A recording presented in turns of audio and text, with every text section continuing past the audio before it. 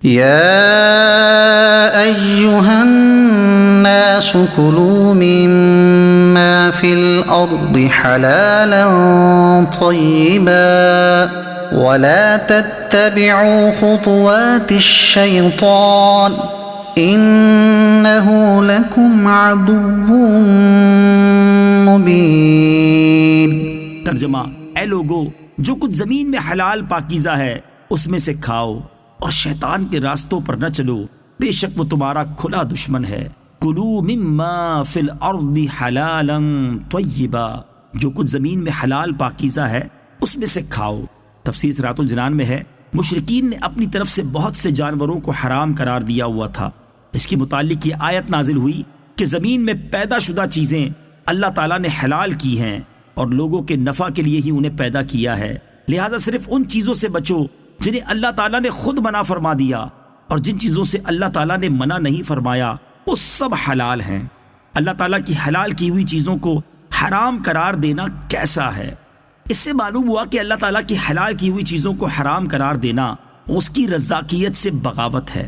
مسلم شریف کی حدیث ہے کہ اللہ تعالیٰ فرماتا ہے، جو مال میں اپنے بندوں کو عطا فرماتا ہوں وہ ان کے لیے حلال ہے، اور اسی حدیث میں ہے کہ میں نے اپنے بندوں کو باطل سے بے تعلق پیدا کیا، پھر ان کے پاس شیاطین آئے اور انہوں نے لوگوں کو دین سے بہکایا، اور جو میں نے ان کے لیے حلال کیا تھا اس کو حرام ٹھہرایا۔ حلال و طیب رزق سے کیا مراد ہے؟ حلال و طیب سے مراد وہ چیز ہے جو بذات خود بھی حلال ہے، جیسے بکرے کا گوشت، سبزی، دال وغیرہ، اور ہمیں حاصل بھی جائز طریقے سے ہو، یعنی چوری، رشوت، ڈکیتی وغیرہ کے ذریعے نہ ہو۔ رزق حلال کے فضائل اور حرام رزق کی مذمت۔ احادیث مبارکہ میں رزق حلال کی بہت فضیلت اور رزق حرام کی بہت مذمت بیان کی گئی ہے۔ ان میں 3 احادیث درج ذیل ہیں۔ نمبر 1، حضرت سعد بن ابی وقاص رضی اللہ تعالیٰ عنہ نے عرض کیا، یا رسول اللہ صلی اللہ تعالیٰ علیہ وسلم، دعا فرمائیے کہ اللہ تعالیٰ مجھے مستجاب الدعوات کر دے، یعنی میری ہر دعا قبول ہو۔ حضور پرنور صلی اللہ تعالیٰ علیہ وآلہ وسلم نے فرمایا، اے سعد، اپنی خوراک پاک کر لو، مستجاب الدعوات ہو جاؤ گے۔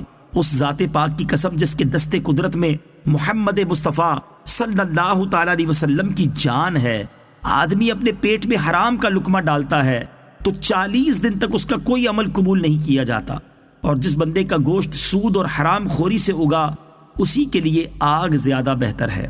نمبر 2، حضرت ابو سعید خدری رضی اللہ تعالیٰ عنہ سے روایت ہے، رسول کریم صلی اللہ تعالیٰ علیہ وآلہ وسلم نے ارشاد فرمایا، جس شخص نے حلال مال کمایا پھر اسے خود کھایا یا اس کمائی سے لباس پہنا اور اپنے علاوہ اللہ تعالیٰ کی دیگر مخلوق جیسے اپنے اہل و عیال اور دیگر لوگوں کو کھلایا اور پہنایا تو اس کا یہ عمل اس کے لیے برکت و پاکیزگی ہے۔ نمبر 3، حضرت عبداللہ ابن عمر رضی اللہ تعالیٰ عنہما سے روایت ہے، حضور اقدس صلی اللہ تعالیٰ علیہ وسلم نے ارشاد فرمایا، دنیا میٹھی اور سرسبز ہے، جس نے اس میں حلال طریقے سے مال کمایا اور اسے وہاں خرچ کیا جہاں خرچ کرنے کا حق تھا، تو اللہ تعالیٰ اسے آخرت میں ثواب عطا فرمائے گا اور اسے اپنی جنت میں داخل فرمائے گا، اور جس نے دنیا میں حرام طریقے سے مال کمایا اور اسے ناحق جگہ خرچ کیا تو اللہ تعالیٰ اسے ذلت و حقارت کے گھر یعنی جہنم میں داخل کر دے گا، اور اللہ تعالیٰ اور اس کے رسول کے مال میں خیانت کرنے والے کئی لوگوں کے لیے قیامت کے دن جہنم ہوگی۔ اللہ عز و جل ارشاد فرماتا ہے، کلما خبت زدناہم سعیرا، ترجمہ، جب کبھی بجھنے لگے گی تو ہم اسے اور بھڑکا دیں گے۔ تفسیر صراط الجنان میں ہے، ان احادیث کو سامنے رکھتے ہوئے ہر مسلمان کو چاہیے کہ وہ حلال روزی کمائے اور حلال روزی سے ہی کھائے اور پہنے، اسی طرح دوسروں کو بھی جو مال دے وہ حلال مال میں سے ہی دے۔ ہمارے بزرگان دین رزق کے حلال ہونے میں کس قدر احتیاط کرتے تھے، اس کی ایک جھلک ملاحظہ کیجیے۔ چنانچہ ایک بار امیر المومنین حضرت ابوبکر صدیق رضی اللہ تعالیٰ عنہ کا غلام آپ کی خدمت میں دودھ لایا، آپ نے اسے پی لیا۔ غلام نے عرض کی، میں پہلے جب بھی کوئی چیز پیش کرتا تو آپ اس کے بارے میں دریافت فرماتے تھے، لیکن اس دودھ کے بارے میں کچھ دریافت نہیں فرمایا۔ یہ سن کر آپ رضی اللہ تعالیٰ عنہ نے پوچھا، یہ دودھ کیسا ہے؟ غلام نے جواب دیا کہ میں نے زمانہ جاہلیت میں ایک بیمار پر منتر پھونکا تھا جس کے معاوضے میں آج اس نے یہ دودھ دیا ہے۔ حضرت صدیق اکبر رضی اللہ تعالیٰ عنہ نے یہ سن کر اپنے حلق میں انگلی ڈالی اور وہ دودھ اگل دیا۔ اس کے بعد نہایت عاجزی سے دربار الہی میں عرض کیا، یا اللہ، جس پر میں قادر تھا وہ میں نے کر دیا، اس دودھ کا تھوڑا بہت حصہ جو رگوں میں رہ گیا ہے وہ معاف فرما دے۔ إنما يأمركم بالسوء والفحشاء وأن تقولوا على الله ما لا تعلمون۔ ترجمہ، وہ تمہیں صرف برائی اور بے حیائی کا حکم دے گا، اور یہ حکم دے گا کہ تم اللہ کے بارے میں وہ کچھ کہو جو خود تمہیں معلوم نہیں۔ انما یأمرکم بالسوء والفحشاء، وہ تمہیں صرف برائی اور بے حیائی کا حکم دے گا۔ تفسیر صراط الجنان میں ہے سو اور فحشا کو مترادف یعنی ہم معنی بھی قرار دیا گیا ہے، اور یہ بھی کہا گیا ہے کہ سو سے مراد مطلقاً گناہ ہے اور فحشا سے مراد کبیرہ گناہ ہے۔ شیطان کا کام کیا ہے؟ شیطان کا کام ہی یہ ہے کہ وہ لوگوں کو برائی کی طرف بلائے، کفر و شرک کی طرف، اللہ تعالیٰ کے متعلق غلط عقائد منسوب کرنے کی طرف، یا اس کے حلال کردہ کو حرام کہنے اور اس کے حرام کردہ کو حلال کہنے کی طرف۔ برے کاموں مثلا جھوٹ، غیبت، چغلی، وعدہ خلافی، بہتان، لڑائی، فساد، حسد، بغض و کینہ، تکبر و انانیت، نفرت و عداوت، جنگ و جدل، تذلیل و تحقیر، استہزاء اور الزام تراشی وغیرہ چیزوں کی طرف بلائے۔ یوں ہی بے حیائی کے کام، گانے، باجے، فلمیں، ڈرامے، ناچ، مجرے، بدنگاہی، فحش گفتگو، گندی باتیں، ناجائز تعلقات، بری نیت سے دیکھنا، چھونا، بدکاری وغیرہ گناہوں کی طرف بلانا شیطان کا کام ہے۔ افسوس کی بات ہے کہ آج کل ان برائیوں میں سے بہت سی چیزوں کی طرف بلانے میں گھر والوں اور دوست احباب، گھر، بازار، معاشرہ، افسر وغیرہ کا تعاون یا ترغیب ہوتی ہے۔ کوئی آدمی نیکیوں کی طرف آنے کا سوچتا بھی ہے تو مذکورہ بالا افراد اسے کھینچ کر گناہوں کی طرف لے جاتے ہیں۔ اے کاش ہمیں اچھی صحبت، اچھا مطالعہ، اچھا گھرانہ اور اچھے دوست مل جائیں۔ وَإِذَا قِيلَ لَهُمُ اتَّبِعُوا مَا أَنزَلَ اللَّهُ قَالُوا بَلْ نَتَّبِعُ مَا أَلْفَيْنَا عَلَيْهِ آبَاءَنَا أَوَلَوْ كَانَ آبَاؤُهُمْ لَا يَعْقِلُونَ شَيْئًا وَلَا يَهْتَدُونَ۔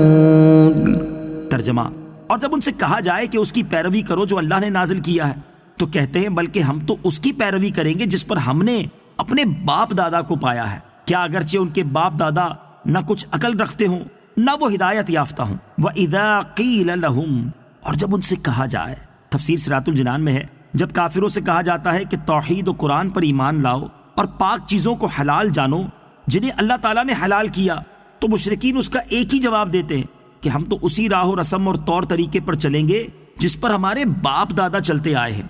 انہیں فرمایا گیا کہ جب باپ دادا دین کے امور کو نہ سمجھتے ہوں اور راہ راست پر نہ ہوں تو ان کی پیروی کرنا حماقت و گمراہی ہے۔ باپ دادا 40 سال کی عمر پہنچ کر خودکشی کرتے ہوں تو کیا اولاد بھی 40 سال کی عمر میں خودکشی کرے؟ وہ روزانہ کیچڑ میں چھلانگ مارتے ہوں تو کیا اولاد بھی یہی شروع کر دے؟ سیدھی بات ہے کہ صحیح بات میں پیروی کی جائے اور غلط میں ہرگز نہیں۔ شریعت کے مقابلے میں باپ دادا کی پیروی کرنا کیسا؟ شریعت کے مقابلے میں گمراہ باپ دادا کی پیروی کرنا حرام ہے۔ یوں ہی گناہ کے کاموں میں باپ دادا کی پیروی ناجائز ہے کہ بحکم حدیث اللہ تعالیٰ کی نافرمانی کے کام میں کسی کی اطاعت نہیں کی جا سکتی۔ ہمارے ہاں شادی، مرگ اور دیگر کئی مواقع پر شریعت پر چلنے کا کہا جائے تو لوگ آگے سے یہی باپ دادا، خاندان اور برادری کے رسم و رواج کا عذر پیش کرتے ہیں۔ یہ بھی سراسر غلط و باطل ہے۔ خلاصہ کلام یہ ہے کہ بروں کی پیروی بری ہے اور اچھوں کی پیروی اچھی۔